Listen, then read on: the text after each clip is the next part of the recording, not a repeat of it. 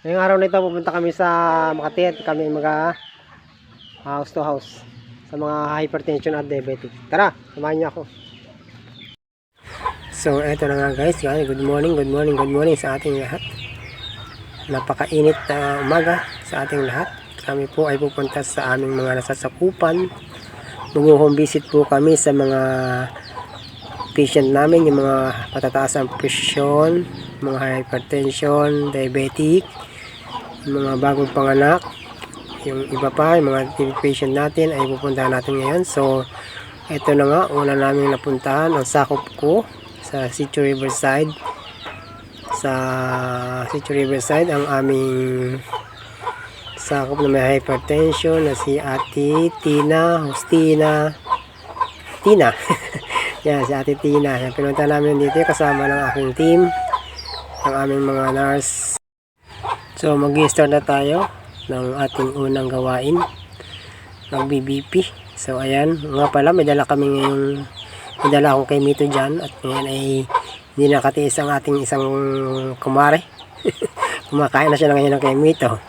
So hindi pa sila nag-aalmusal. Ayan pa yung mga kumakain ng kay Mito. Aba, mamigay naman kayo dyan, aba. Ay isa, si Ate Sally, aming mabait na BSW. Ayan si Ate Tina guys, kung makikita nyo, ayan umupo na. So, oy, tabi-tabi. Kumakain na kay Mita. Ayan. So, ang mag-BBP ay isa sa aming mga nurse, si Ma'am Euros. Ayan. Ito yung aming mga pasyente na pupuntahan. Si Ate Tina, ayan po ay magiliw. Oh, ayan, siguro napapansin nyo, wala ako. Teka lang ha. Oh, ayan. Ito na yung lingkod. Kaway-kaway naman dyan, Sir Teddy. Titingin pa sa camera. Hello, nahiya pa oh. Habang busy yung iba sa pagkain ng kay Mito. Ayan. So, eto na nga guys. Papunta na kami sa Sitio Makati. Kung makikita nyo, ay ang dadaanan namin ay ilog. Maliit na ang tubig kasi tag-init. Ayan. So, ingat po kayo dyan. Ay, mga kasama ko na ngayon. Napamarites pa kaya natagal-tagalan yan.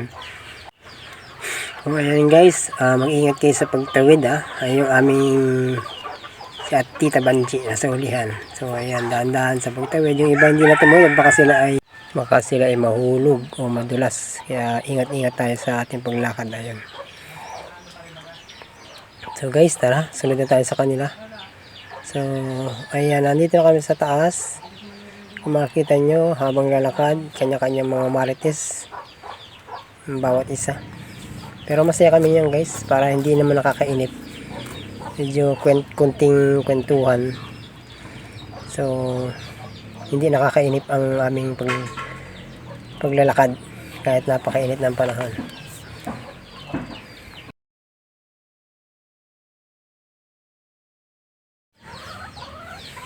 So ito yung pangalawang bahay na punta namin sa magkapatid na Ariola na nasasakupan ni Sally, na BSW Sally na may hypertension. So mga guys, mga may edad na ito, kaya kailangan talaga nila ng yung mag-aalaga, yung mag-monitor ng kanilang BPR sa mga oras na kailangan nila. Alin po ay ascorbic acid, vitamin C, kasi po ito ay inumin mo ay pag may kain ka, pag may tumahan ka. Pero pwede mo na rin po pagsabayin, pag alam mo kumain, mainom ka po tig-isa. Ano po? May nakatira basurahan, naitapon ko.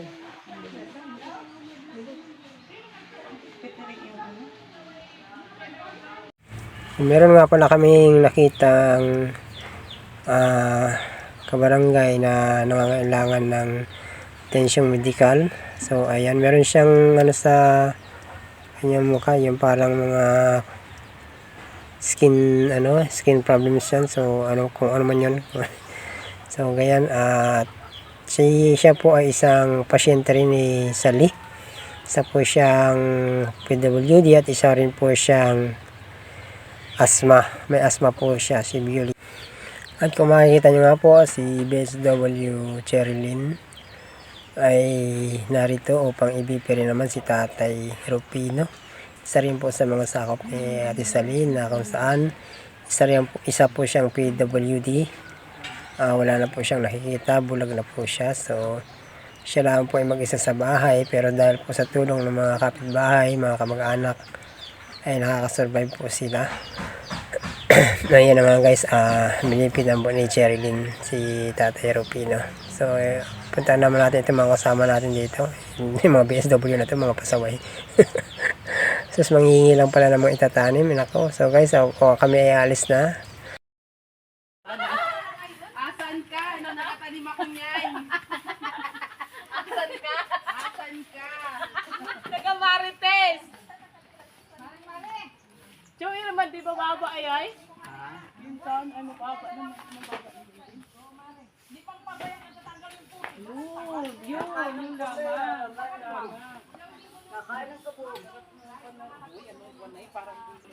So, dito kami sa ano? Kami ay nadalaw sa bagong silang na sanggol. Ayan, nandito kami kasama sila ma'am. Kami sa dadalaw po kami sa bagong panganak. Ayan, so papasok na po kami. So, Tapos ma'am, pag may time po na paggabi ma'am ay doon siya gising. Uy, parinig kayo. Ay, normal po na. Tapos ma'am, ano po ay may nagsabi po yung gatas. Nadibigin naman si Iba. Nandami nalilito sa salita. Eh nga eh. Wala doon. Ano ba Makati? Makati. Makati ma'am, paano ma'am paggabi ay? Ma'am, parang na nervous din po ako pag nag-iiyak ma'am. Baka nagahilab na ang tiyan. Kaya nilagyan ko ma'am ng tagkis. Ay, malapit na nga ni ma'am. Nakuusa mo lang kung alcohol. Pwede pong patakan yun mismo. Opo. Bawal ma'am, nanlangis ma'am, bawal. Nagasariwa. Oo, sabi ko. Bawal video. Bawal na ron. Alcohol lang. Opo ma'am, ganun ma'am. Tapos biltanda eh. Sabi ko nga ni ma'am nung una at wala, sabi ko ba susuwas sa asawa mo? Naku, ba't ayaw mo pa eh? Kayo nga nag-ibigan eh. Nag-ibigan nga ni kayo, mo ba pasusuwas? Nagatas na po. Ayaw na, baka makadede si ano. Masarap pa rin. at kami naman ngayon ay pupunta naman sa last part ng aming second to the last part ng aming go home visit. So ayan, punta kami doon kay na Lula Anggin.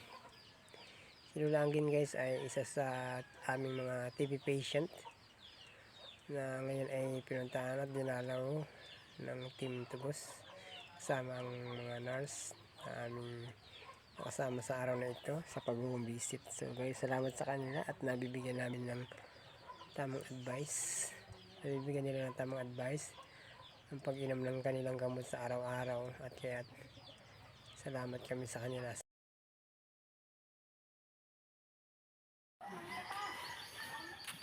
Anong maintenance niyo po, ma'am? Ilang miligram po? 5 po.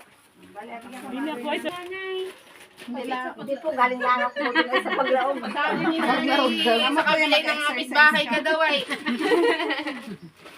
Nag-exercise si mother.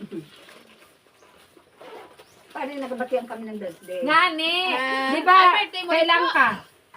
Kapon? Kapon. 13, siya ay 14 nga ni. Yan po ay naulian agad.